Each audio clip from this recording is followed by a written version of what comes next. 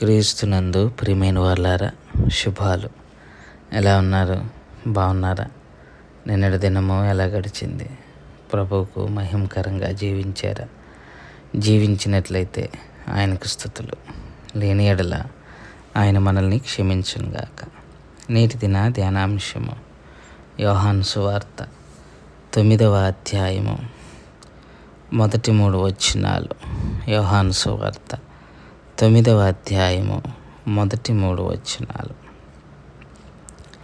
ఆయన మార్గమున పోవచుండగా పుట్టు గుడ్డివాడైన ఒక మనుష్యుని కనబడెను.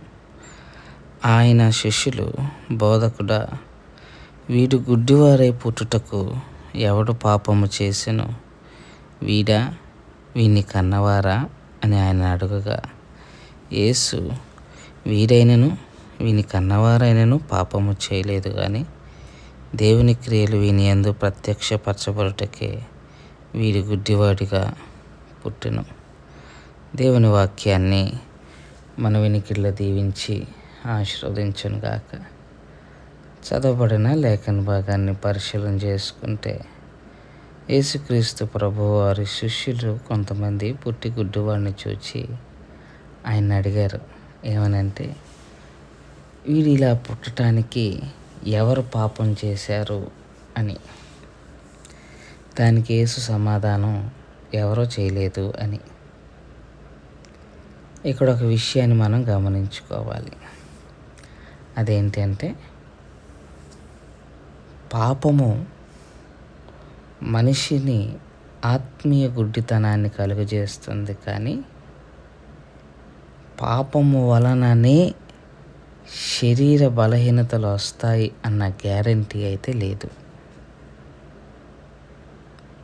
పాపము వలన మాత్రమే ఈ శరీర అన్నిటికీ శరీర బలహీనతలకి కారణం పాపం మాత్రమే అని చెప్పలేం.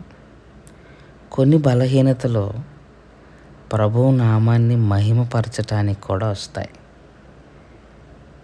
అఫ్కోర్స్, పాపం వలన బలహీనతలు వస్తాయి అనటానికి చాలా కారణాలు ఉన్నాయి బైబిల్లో.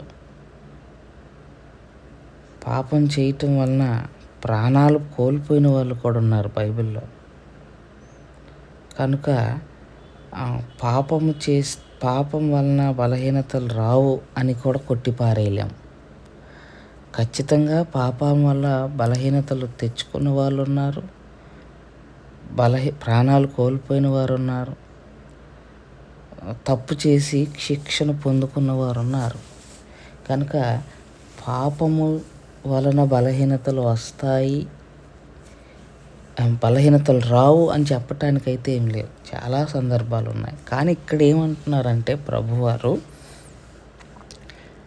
ప్రతి బలహీనత పాపం వల్లనే రాదు. కొన్ని బలహీనతలు ప్రభువు నామాన్ని మహిమపరచటానికి వస్తాయి. మీకు యోహాను సువార్తలోనే చూస్తే 11వ అధ్యాయంలో లాజరు బాగోలేదన్న వార్త మరియ, మార్త యేసు ప్రభు వారి దగ్గరికి తమకు తెలిసిన వారి ద్వారా పంపించినప్పుడు యేసయ్య వారితో అన్నమాట, ఈ రోగము అతని మరణం కొరకు వచ్చింది కాదు, మనుష్య కుమారుడు మహిమపరచబడుటకే ఈ బలహీనత, ఈ రోగము వచ్చింది అన్నమాట యేసయ్య ద్వారా మనం వింటాం. కాబట్టి ప్రతిదీ ఆయన మహిమ కొరకు అని కూడా అనలేం. కొన్ని పాపాలు వల్ల, కొన్ని ఆయన మహిమ కొరకు వస్తుంటాయి. సో ఈ ఉదయకాల సమయంలో నువ్వు ముందు అసలు నీకు నాకు వచ్చిన బలహీనత దేనికి అని ఆలోచన చేయాల. ముందు అది తెలియకుండా క్యాజువల్గా మందులు వేసుకొని తగ్గిపోతాంలే అనుకోవద్దు. దేవుని యొక్క ఉద్దేశాలు తెలుసుకున్నప్పుడు, దాని నుంచి దూరమైనప్పుడు బలహీనతలు కూడా దూరం అవుతాయి. సో తప్పు చేసే విషయంలో ఆలోచన చేయాలి. అలాగే దేవుని నామాన్ని మహిమపరిచే విషయంలో అలక్ష్యం చేయటం కూడా మంచిది కాదు. ఈ విషయాన్ని కూడా మనం గుర్తుపెట్టుకోవాలి. కనుక కొన్ని సందర్భాల్లో మన జీవితంలో వచ్చే బలహీనతలన్నీ ఆయన నామాన్ని మహిమపరచడానికే వస్తుంటాయి.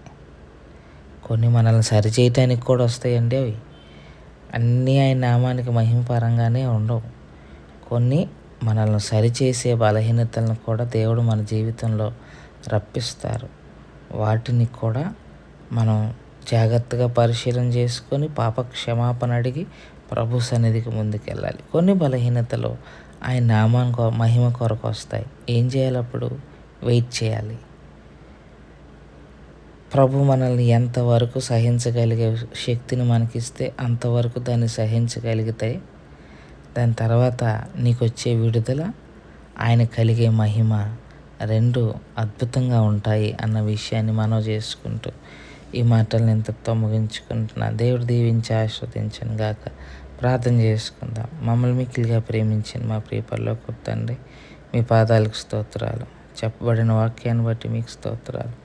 విన్న వాక్యం మా హృదయంలో భద్రపరచుకొని వాక్యానుసారంగా జీవించగలిగిన కృపాభాగ్యం నాకు మాకు అందరికి దయచేయగలరని యేసు నామములో అడిగి వేడుకుంటున్నాం తండ్రి. ఆమెన్. God bless you.